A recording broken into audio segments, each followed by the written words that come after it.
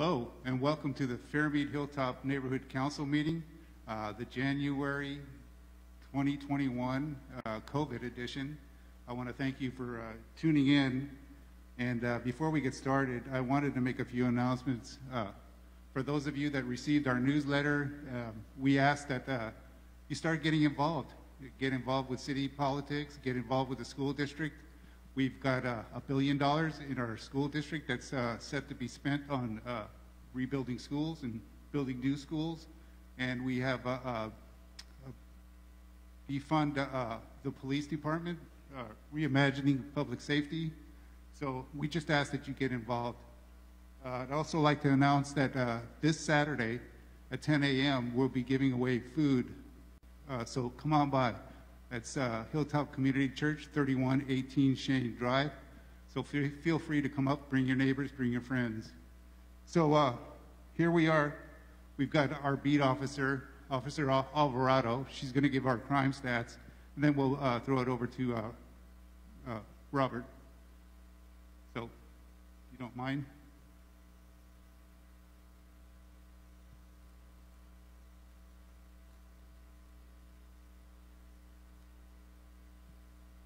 Good evening, and thank you for having me. Is that catching there? Okay.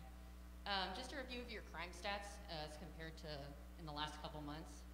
There's been a decrease in what I should say is stolen vehicles. While there is a decrease in stolen vehicles, you are seeing an increase in stolen license plates. So you're seeing a decrease in your vehicles because they're holding on to the vehicles for longer. Is that a little better?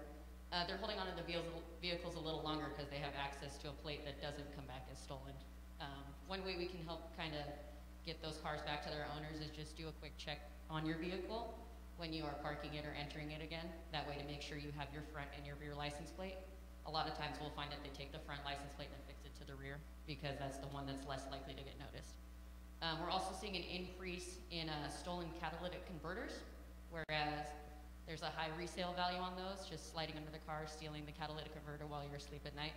So trying to park your car in a well-lit area, or maybe even mentioning that there's someone suspicious in the area to the police department. That way we can give your neighborhood a little extra patrol. We are seeing a decrease in burglaries and also robberies in the area, which is good. That could be because of the colder times. A lot of people aren't out right now. But we are seeing an increase in commercial burglaries with everyone kind of sheltering in place and working from home. And another way we can do help kind of prevent that from occurring is when you're driving along your routes, if you see anything that looks suspicious, just go ahead and give your beat officer a call. We're happy to come out and take a look at that. There was a strong decrease in firearms crimes. While there was an increase on directed crime of firearms, there was a decrease we saw last year, and that was in part from the police department putting together a violence reduction plan that ended up taking 20 guns off the street. So that turned out to be a really positive effect going into the holidays. Moving forward, what we can do is make sure that we're being alert. I know it's a little rainy outside and a little harder to see, but always just give a call if you need a little extra patrol, you have an uneasy feeling, and the police department's happy to give extra patrol. That way we can prevent crime rather than respond to it in progress. Are there any questions? Any questions? Okay, well, thank you very much. Thank you. So the basis of this meeting also is COVID. We know the pandemic's a real problem globally, and we've lost a lot of people here in Richmond. So we'd like to give our condolences to all of you that's lost a family member. So without any further ado, I'd like to invite Robert Rogers up here on stage and present. Either way.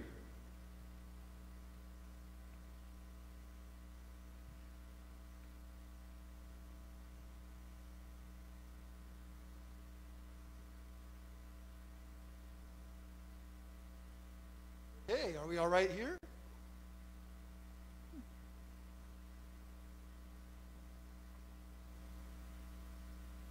Wonderful. Thanks so much, Ardo Rentila, and of course to the whole Fairmede Neighborhood Council and Hilltop Community Church. This is a great community that always has us out, has police partners, county department partners, and many more here to share with the community and to be able to talk about issues that are going on. Thanks so much, Ardo, for bringing up the issue with COVID. Unfortunately, it has taken a tremendous toll, not only in the country, but here in our own backyard in Contra Costa. Many of us, myself included, know people close to us who we've lost from COVID, and this is a concern that cannot be minimized in any way. I want to also note that along with COVID and this public health crisis, there's many issues with folks suffering depression, substance abuse, elders feeling isolated. Now is the time that we all need to come together. Reach out to a loved one, reach out to an elder, try to do something with yourself every day that can help yourself and help someone else. And never forget that we're all in this together, and it's a difficult time for every facet of our community. I want to also note that homelessness continues to be an issue throughout West County and also, of course, here in the Fairmede Hilltop area. The county does have a lease with the Courtyard Marriott. That lease will extend at least to June, probably longer, and that is there for folks in our homeless communities so that they can have shelter, the most vulnerable have shelter at this time. There are also folks in encampments throughout the area.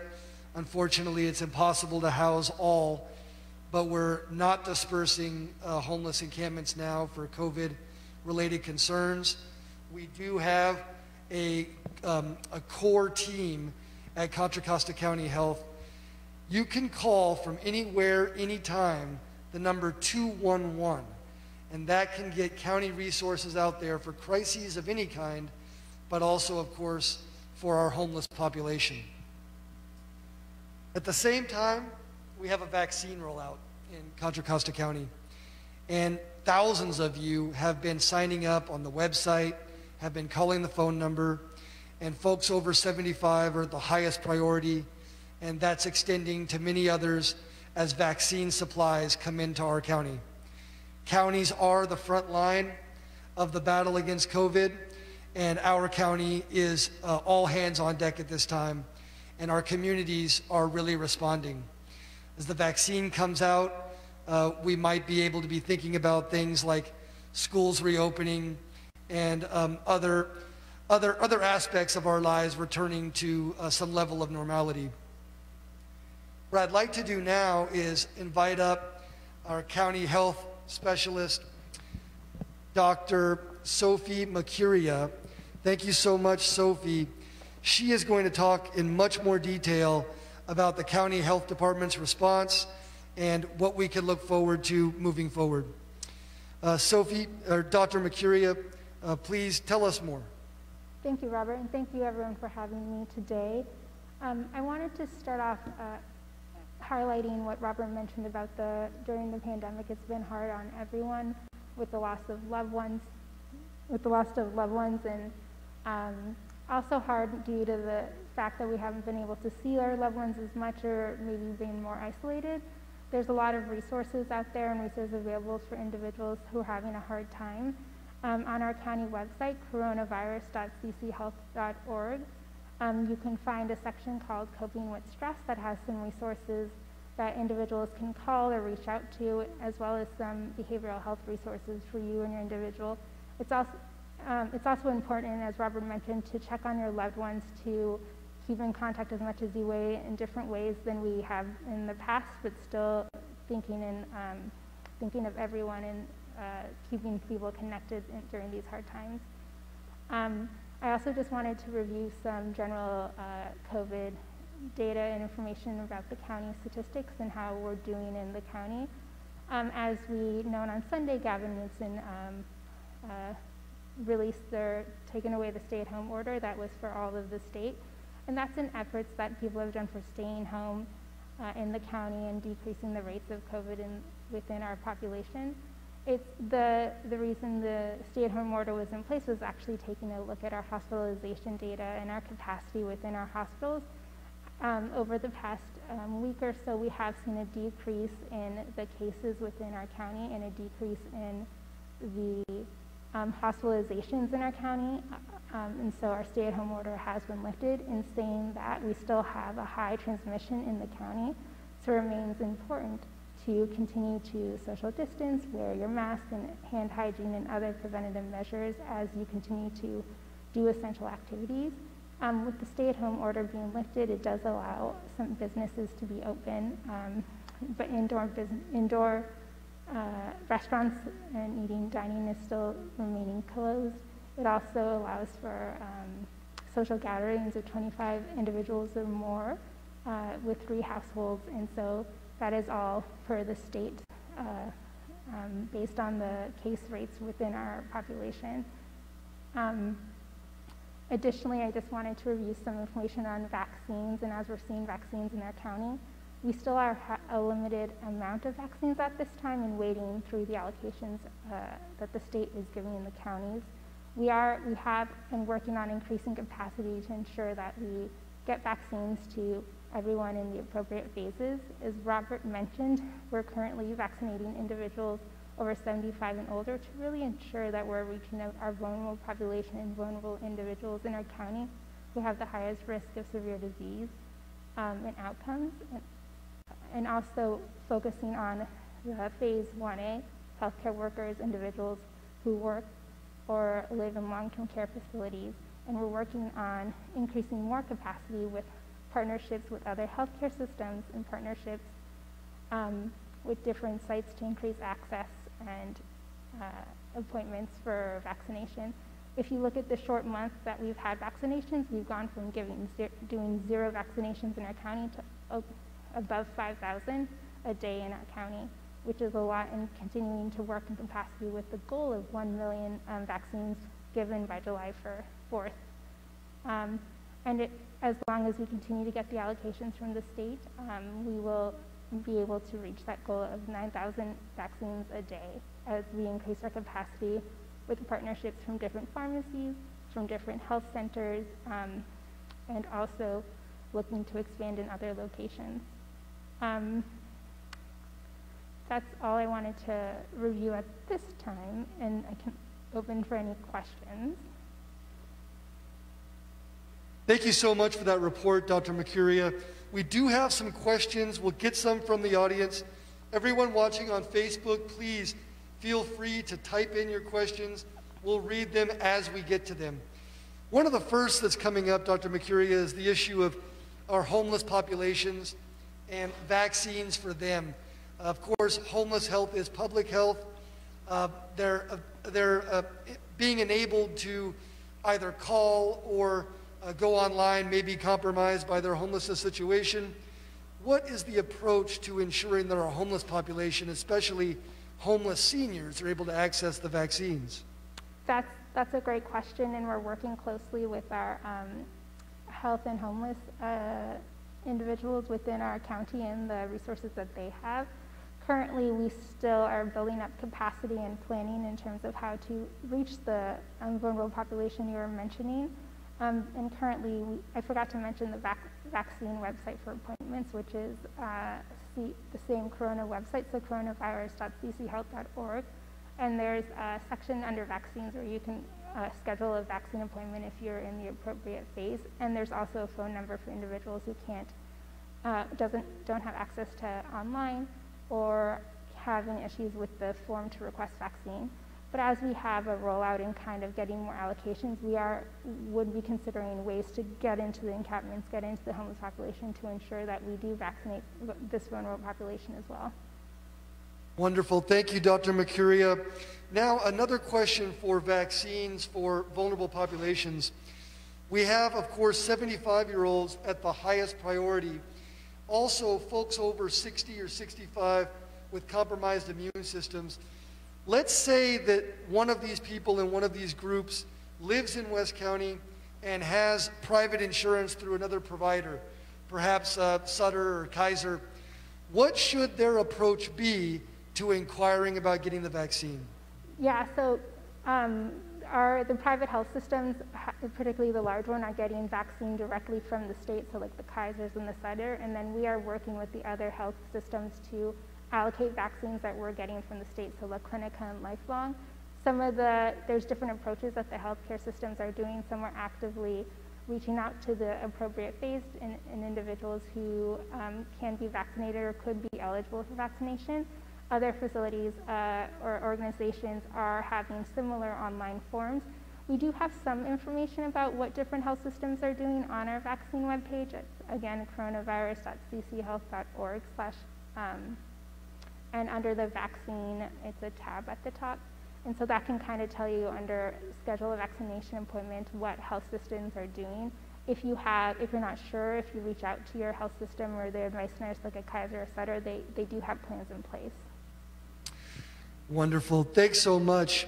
Another question we often get in the community. A senior over age 75 has gone on the website and signed up for the vaccine through Contra Costa Health Services. A day or 2 days or 3 days goes by without any feedback.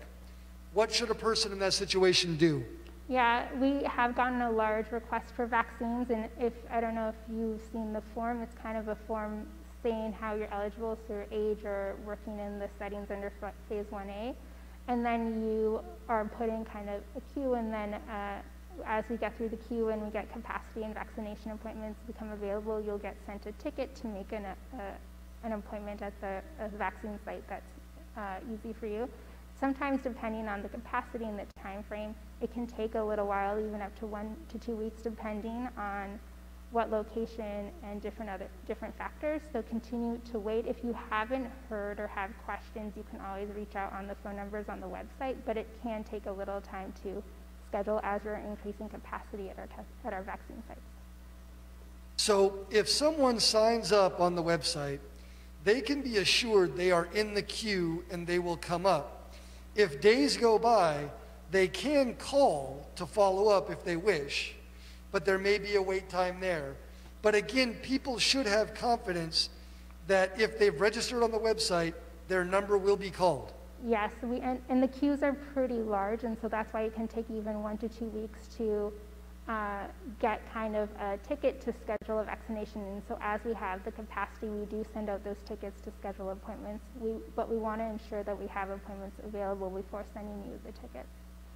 Fantastic. You know, it bears repeating that this is a public health crisis like most of us or all of us have never seen in our lifetimes. Rolling out vaccines, making a public health campaign of this magnitude at this speed is truly a Herculean task. And we're so grateful that county health in this county and counties across the state and country have been able to jump into the fray, and frontline workers are doing a great job, the best they can. That's all that we can do, is the best that we can. Now, let's talk a little bit about getting the vaccine and after the vaccine. There's been some misinformation going around. Let's be clear, let's dispel rumors. When one gets a vaccine, talk about that timeline moving forward. I know they have to get a second dose. Mm-hmm. Also, after the vaccine, is it still important to practice precautions and so forth? Please talk about that process. Yeah, great questions. Thank you for bringing that up, Robert.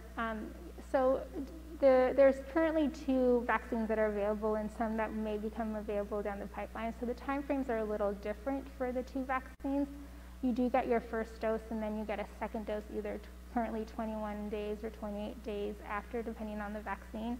This is the suggested interval, and if you go past the suggested interval, it's completely fine. You still are considered vaccinated.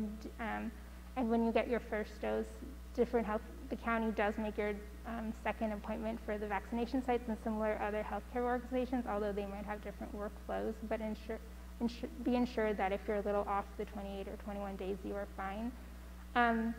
Vaccines, like any other vaccine, isn't 100%, and we're still learning a lot about this current vaccine, so it's very important that you continue all preventative measures until we learn more, which includes social distancing, it includes masking, it includes testing if you're not feeling well.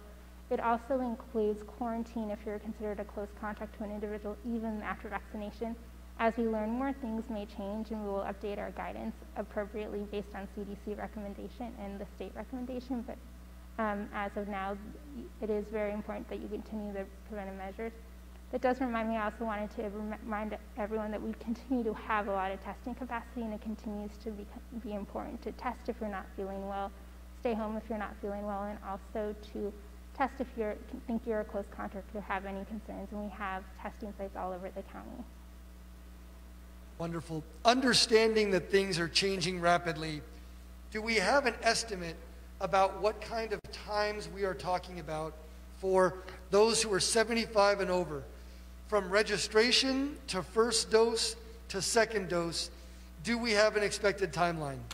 I don't know if we can say a for sure expected timeline, because capacity changes and our kind of vaccine amounts change as well as we move forward.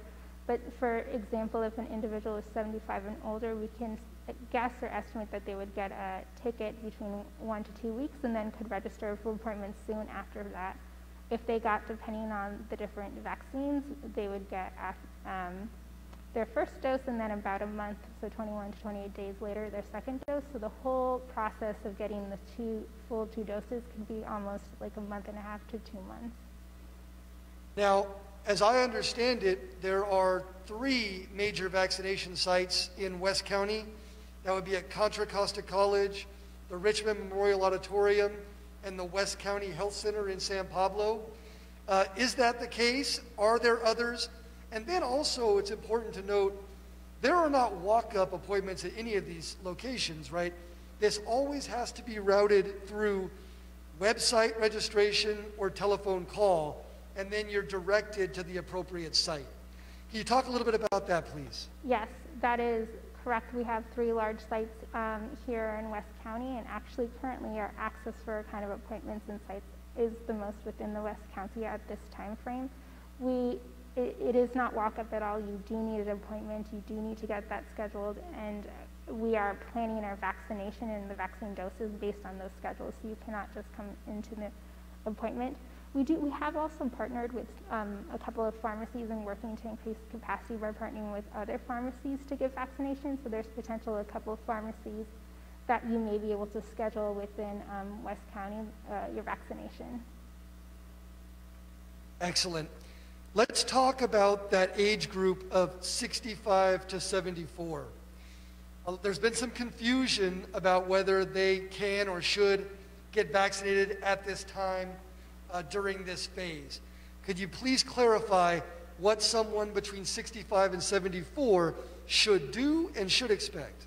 Yes, so currently we are not scheduling appointments for individuals who are 65 to 74, and as we increase capacity and move through the phases, we will look into increasing that age range. We are scheduling based on age and vulnerability based on the age, and so if individuals have inputted their ticket or kind of inputted their registration form, we're holding their kind of registration form until we're back into that eligible time frame. And we wanted to do that to ensure that we could effectively and efficiently get the vulnerable population of 75 and older first before moving forward. All of our healthcare providers are also currently doing 75 and older, and as their capacity changes, they may kind of move into that next age group. Excellent. There's been talk about virus mutation. This has been a global story, also a national story. What should Contra Costans know or think about virus mutation? Is there any evidence that's occurring here? And if so, what kind of risks might it pose? Yeah, so we have no evidence that currently there. Let me actually take a step back and talk a little bit about viruses in general and COVID in general and coronaviruses. We know, generally speaking, that all viruses mutate, and it's just a natural progress, a natural kind of form of what happens with viruses. And so we expect a couple of mutations every month, maybe 1 to 2. The ones that you're probably hearing about there's 3 main ones: the UK variant, South African, and Brazilian, and that's just where they're initially discovered. And there's no evidence that they are here. And they consider these clinically significant because potentially they could cause increase in kind of transmission in the area, but it doesn't really change at this time our thoughts on how the vaccine works. Really nothing would change in terms of what we would need to do. We would still expect everyone to continue preventative measures such as masking, social distancing, hand hygiene, vaccination when they're in the appropriate phase to really combat any coronavirus or COVID at this time. Let's talk a little bit more about scale here in Contra Costa County. I think I heard you say, are we at 100,000 doses yet? Talk about, please, how many people have gotten the vaccine in Contra Costa County and what the rollout looks like from here. Yeah, so we are at 100 doses of vaccine within, I think over 100,000 doses of vaccine in Contra Costa County, and people have begun getting their second doses. About 17,000 individuals have got their second doses in Contra Costa County. The goal is to get 1 million doses by July 4th, and we are working to get the capacity for that, which would be about 9,000 doses a day. We are currently at 5,800 doses a day, and so we're well on our way and continuing to increase capacity in the infrastructure to get more, which includes working with healthcare partners, working with pharmacies. And as long as we continue to get the allocations from the state, we could meet our goal. Now, 1 million doses by July 4th, and Contra Costa County has a population, I believe, of about 2.1 million or so. So that's nearly half of the population of the county. What does that look like in terms of public health? Like, how beneficial is that level? And what do we do moving forward? Because as I understand it, we're not giving vaccines to children. Mm-hmm. So what would be a situation where vaccinations have been given at a level that would make us appreciably safer than we are now from COVID-19? Yeah, so in order to kind of get the herd immunity or a level that vaccine needs, would make it safe to kind of move about normally, we would need a significant percentage of individuals to be vaccinated, so the herd immunity. And although the 1 million by July 4th isn't necessarily that percentage, it is a step in showing that we have the capacity to get all individuals who want to be vaccinated, vaccinated. That is correct. Children currently under the FDA approval of the vaccines can't get vaccinated, and as we get more vaccines online, we may even reach or surpass the goal of July 4th. What level, color level, are we currently in Contra Costa County, and what does that mean? By color level, I'm assuming you mean hospital capacity level? I believe it's the purple tier. Oh, I see that level, okay.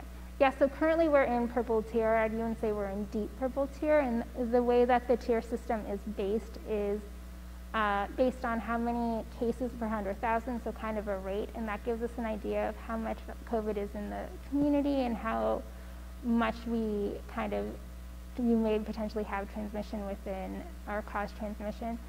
It's also based on positivity rate, which is just how many tests have been done and how many are positive.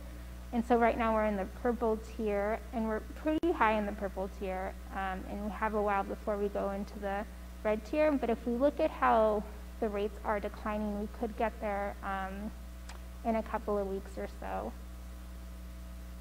Despite all the good work, despite the tens of thousands of people working together in Contra Costa County, we have not been spared loss of life. Let's talk a little bit about that. What kind of a mortality rate have we seen in Contra Costa? How many folks have we lost? How does that compare to other counties throughout the state? So we definitely have seen mortality through Contra Costa County, and it's similar to what we've seen in other counties.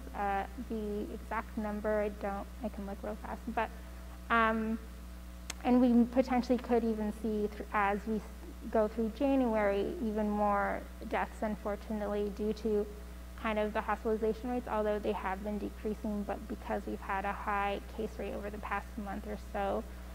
This is kind of similarly what we've seen all over California, all over the Bay Area, and kind of matches what we expect in a way of to see for number of cases that we have been seeing within Contra Costa County. I can get you the exact number. of deaths in 1 second. But do you have another question while I look? Sure. As you look that up, thank you so much, Dr. Mekuria. As we're doing, let's queue up the next question that we'll be considering will be about, practices and about, again, dispelling myths. Mm-hmm. Early in the process, that's early last year, things were fast moving. There were a lot of questions. There were a lot of competing narratives about what to do or what not to do. The viability or the efficacy of masks and hand sanitizing were called into question. Tell us that again. You're a doctor of public health. You're an expert in this field. What do we know about mask wearing, hand sanitizing, social distancing, and just how important that is to reduce the spread and save lives?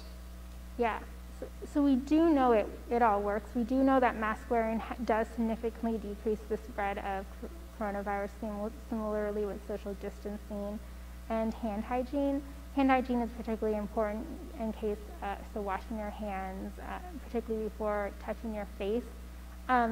There's been many studies on masks and how effective they are to preventing disease and effective to causing decrease in transmission if you were in contact with disease with an individual with COVID who is COVID positive. So it remains important, and it has been important in kind of controlling the spread and other preventive measures that have taken place. Thank you so much. Now we're going to pause for a few moments here. I want you to be able to look up that data. It's really amazing. You're taking so many questions, rapid fire style, and we really appreciate it. So as we're doing that, we'll pause for just a moment. I want to reiterate that I am Robert Rogers with Contra Costa County Supervisor John Gioia's office. We are here at the beautiful Hilltop Community Church in Hilltop of Richmond, California. And we are also here as guests of the Fairmede Hilltop Neighborhood Council. This council has taken public service very seriously. It has events like this, education, and this is the most important one that I've been a part of, and I really appreciate that very much. Thank you again to Ardo Rentila and to everyone here at the church, Pastor Lauren and others, for setting up this great event so that we can be here and we can provide information that makes a real difference in terms of public health and, frankly, saving lives. On that note, did you happen to get those data figures about mortality? I did. So in terms of Contra Costa, the total deaths that we have seen so far has unfortunately been 528 deaths in our county throughout the whole pandemic, which has been almost a year. We have seen a lot of cases, and so in terms of the number of total cases that we've seen in our county, we've seen 56,252 cases, so a small percentage of those cases resulted in death, but still a significant amount when we think of the lives lost and the impact that COVID has had in our communities. 528 deaths 25. To date in Contra Costa County. 25. 525, excuse me, thank you. No problem. And let's do all we can to make that number not grow. Let's take a moment of silence for those we've lost in Contra Costa County.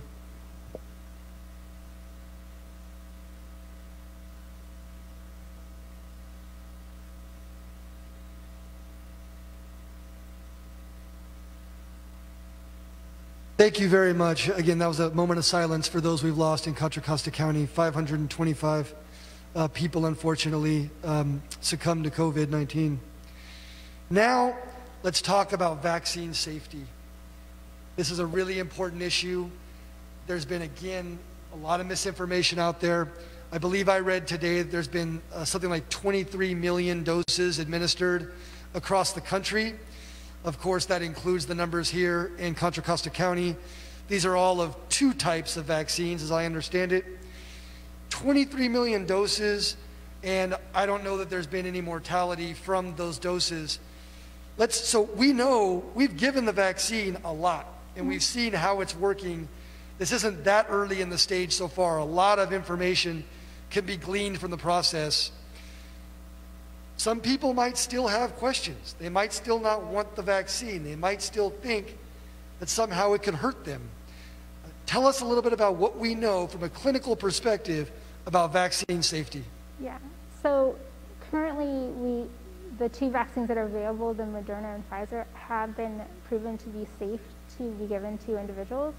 Some individuals have had an allergic reaction particularly if they had an allergic reaction to medications or injectable medications in the past, and if that's the case, this will be reviewed with staff members at the vaccine site. But other than these allergic reactions, it has been safe, and there's been no other side effects noted from these vaccines. Some people confuse side effects from kind of just vaccine reaction, and so some people after you get a vaccine can have a little bit of soreness in their arms, to even maybe a little bit of a fever, or just not feeling well for a day or two after the vaccination, particularly after the second dose of these vaccinations. That's actually a great sign that the vaccine's working. It's mounting the immunity that we want it to do, and it's not a side effect of the vaccine, but instead a natural response we expect, and that's only a small percentage. But in terms of safety and severe reactions or side effects, that we haven't really seen many, and the ones that they do, they review and monitor. The second dose of the vaccine is very important for its efficacy. In Contra Costa County, when people get the first dose of the vaccine, they're enrolled in the system, they're ready to go, they've been exposed to your professionals in the system, should there be any concern, is there any question that they're going to be able to get the second dose in an effective amount of time? So as people get their first dose of vaccine within our county systems, we do schedule for a second dose of vaccine, and we are planning around that second dose, and we believe it's important that people get the first and second dose. If there's any concerns in terms of how we're getting vaccine from the state, we would prioritize the second dose to ensure once people get it in a timely fashion that's appropriate. So either within the interval, even a little after is fine, as I mentioned. And we do think it's important once people start their vaccination series that we have a commitment to ensure that they get their vaccination series completed through us. Excellent. Now, as I understand it, people who sign up for the vaccine online to make their appointment, are they asked for a social security number or a credit card number? And if so, why? So when you sign up just for the registration form, you're not really asked that information, but when you're signing up to make an appointment, you may be asked for, not a credit card. You should never be asked for a credit card. You're not charged for vaccines. Vaccines are administration of the vaccine, and the vaccine is at no fee to you. Sometimes Social Security is asked only because you may bill your insurance if you have insurance, but if you don't have insurance, not an issue. You can still get the vaccine, but it's not required that you need to provide that if you do not want to. The question comes sometimes, why not more? Why not bigger? Why can't we just vaccinate everybody tomorrow? What are the resource constraints that are principally limiting how quickly this can go? A lot of the resource constraints is vaccine, just general vaccine supply, and so we get a set amount from the state and they allocate it down to us, and it comes through the federal government to them. Another thing currently is just capacity. We're trying to increase our appointments and the available slots throughout the county. So as I mentioned, we're at 5,800 now, and that includes healthcare partners vaccination as well. And our goal is 9,000. So we're working, and we'll be able to get to 9,000 in terms of capacity vaccine available appointments, but it also depends on allocations through the state. How about a 66-year-old cancer survivor with a compromised immune system?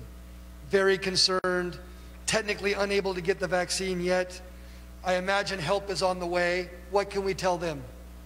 Yeah, so as you mentioned, they wouldn't be eligible for the vaccine at this point, and we're basing all of our phases on the CDC guidance. That continue to do all the preventative measures that they have been doing, staying away from other social distancing, masking, hand hygiene remain very important. And if they're gathering with individuals, to gather outside in areas with more ventilation, and so continue to do these measures, and know that we are planning to increase capacity and work through the phases as CDC and the state recommends. Thank you so much. I also want to mention, please, to everyone, whether you're making an appointment or you have any other concerns, visit our website at, I believe it's coronavirus.cchealth.org. This website is award-winning. A lot of people have put a lot of time into it. It's got a dashboard with the latest data and all the tools and resources that you need to keep yourself and your family safe, and also, of course, make that all-important appointment to get your COVID shot. I want to again thank you, Dr. Sofe Mekuria. You've done an amazing job. You've done the impossible, exhausted all the questions that have been coming in from online, and you've done it all with speed, accuracy, and clarity, and it's greatly appreciated. I want to again thank Hilltop Community Church, Pastor Lauren, his team, Ardo Rentila, Fairmede Hilltop Neighborhood Council, for holding this really important public event, along with many others over the years. Thanks so much to Don Gosney, I see here in the front row, always documenting information, asking intelligent questions, helping the community be informed and be empowered. Thanks most of all probably to Contra Costa County Health and your colleagues. This is a battle that's only beginning. We have a long way to go, but we're going well in many ways. With that, shall I invite up Ardo Rentila? Well, I just wanted to say thank you all. Thank you everybody for coming. Thank you all for viewing. Thank you for all the questions. And come on out Saturday from 10 a.m. until the food lasts. We're going to be giving out boxes of food, and we'd like to feed you. So come on out, Hilltop Community Church, 3118 Shane Drive. Thank you very much to all my speakers. I greatly appreciate it. Thank you. And wear a mask and wash your hands. Thank you. Thank you.